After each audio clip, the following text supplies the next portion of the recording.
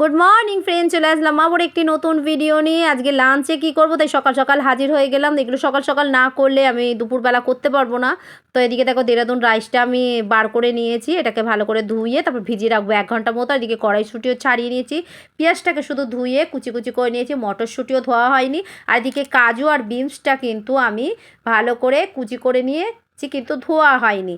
আর এদিকে হচ্ছে একটা গোটা মুরগি কিনেছিলাম, সেই কিছুটা মাংস রেখে দিয়েছি ফ্রিজে, আর কিছুটা এই যে আজকে করে ফেলবো, বড় বড় সাইজের পিস করেছি। আজকে কি করব সেটাই তোমাদেরকে বলে দিই, যেহেতু চিকেন চাপ আর ফ্রায়েড রাইস হবে। আর এদিকে দেখো কাজু কিশমিশ তোমাদের দাদাভাই দুদিন আগে এনেছিল, আর আমি শুধু 1 প্যাকেট আজকে এনেছি।